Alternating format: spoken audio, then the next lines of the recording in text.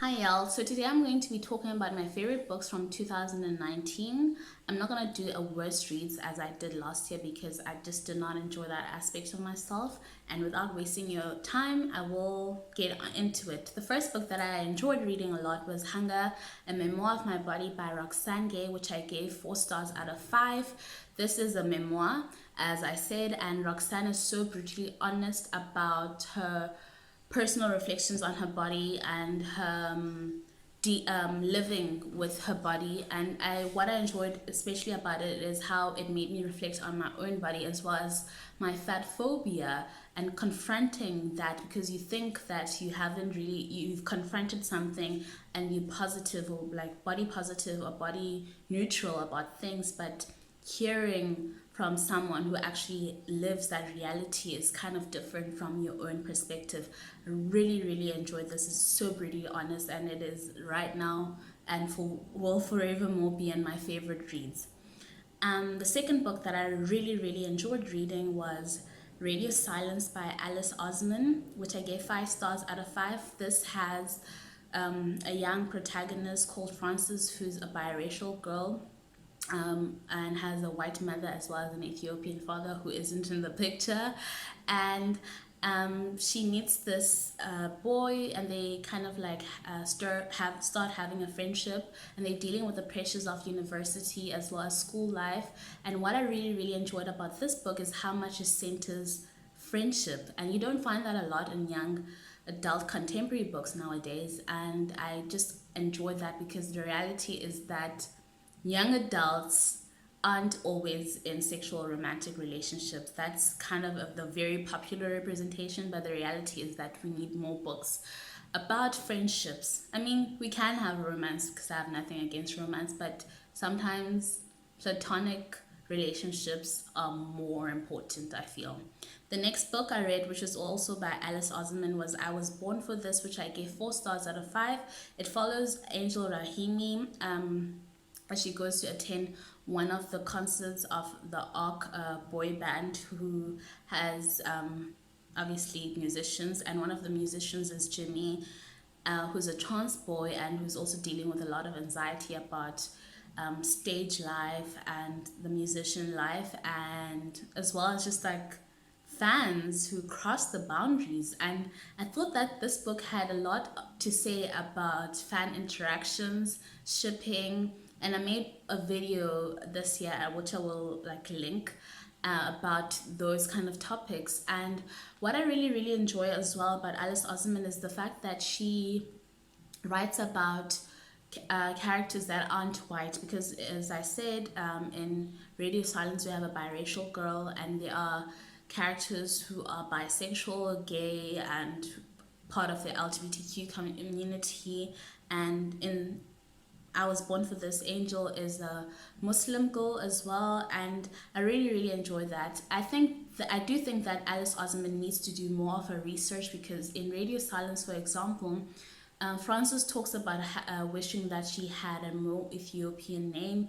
That doesn't make sense, because Ethiopia, if you don't know, is a country, and within that country, there's a lot of ethnicities, and person would probably belong to a group, and within that group, they would have different naming practices. And I do think that as much as I am giving Alice Osman a thumbs up for actually, right, as a white person, a white author writing about characters that aren't white, I do think that she needs to do more research. And yeah. And then the fourth book that I really, really loved this year was Edinburgh by Alexandra Shee, which I gave 4 stars out of 5. I first heard of this on Safia El Hilo's Tiny Letter, and it follows Fee, who, along with his choir mates, have been sexually abused by the choir director. It is a very gut-wrenchingly and very sore book about a boy, Fee, who is coming into his own sexual orientation while also dealing with this myth that being gay means being a pedophile, and also dealing with the fact that he was sexually abused. I enjoyed, oh, that word is actually a problem, because I didn't necessarily enjoy it in the way that I found joy in it, but I thought this was written so well. I really loved Alexander Shi talking about Korean slash Japanese folklore about the fox. And I was reading a paper connecting to how connecting the fox to Fee's sexual orientation, and I think that it did such a good job, and I'm looking forward to rereading this again. And then the fifth book that I will put on my favorites this year is Conversation with Friends by Sally Rooney, which I gave 3 stars, but it still made it into my favorite. I think that if you've watched Frances Ha with Greta Gerwig, you will have read Conversation with Friends, because it's essentially the same film about it's the same book about kind of like medium about privileged, snobby, intellectually superior people dealing with their lives, very hipster and very unrelatable, but I enjoyed looking at those aspects of like these people's lives, which was Francis in this book and Francis Ha as well.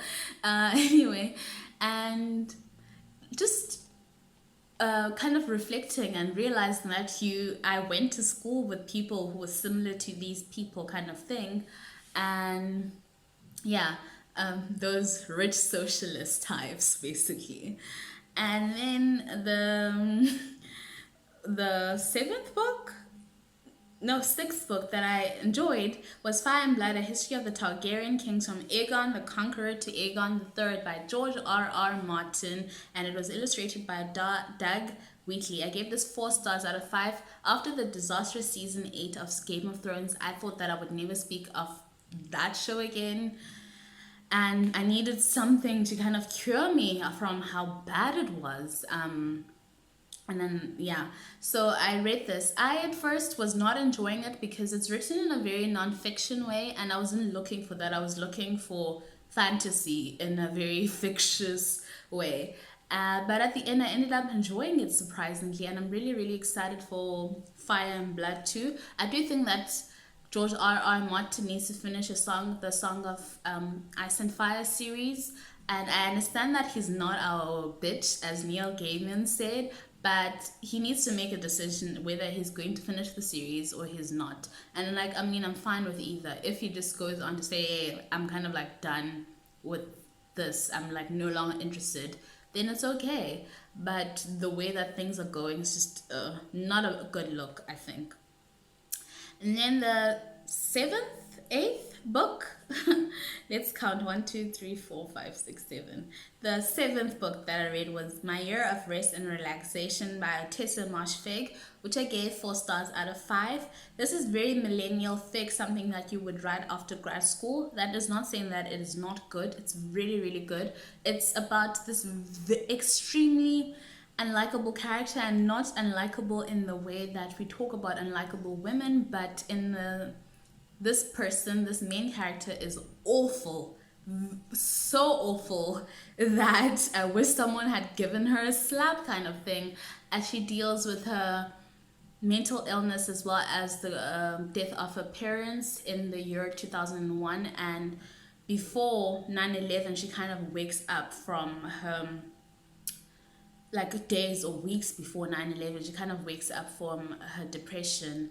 So throughout this year of rest and relaxation, she is self-medicating, going to this very dodgy doctor who's giving her all of these meds, and she has a best friend who's really awful to her, and the best friend is also dealing with a lot of crap in her life, the death of her mother as well as her own depression. But like looking at the ways that it kind of depression kind of differs was really interesting. I was a bit tired of this book at some times because reading about very destructive white women is not a favorite pastime of mine, even though I do tend to read a lot of those because Sally Rooney's female protagonists tend to be very self-destructive white women, and we have a long line of those in in media already. I will link one article about that, which was written on Another Gay. It's a feminist kind of medium, and they spoke about Sally Rooney as well as Phoebe Waller-Bridge and Fleabag, and I thought that it was one of the best essays that I've ever read this year.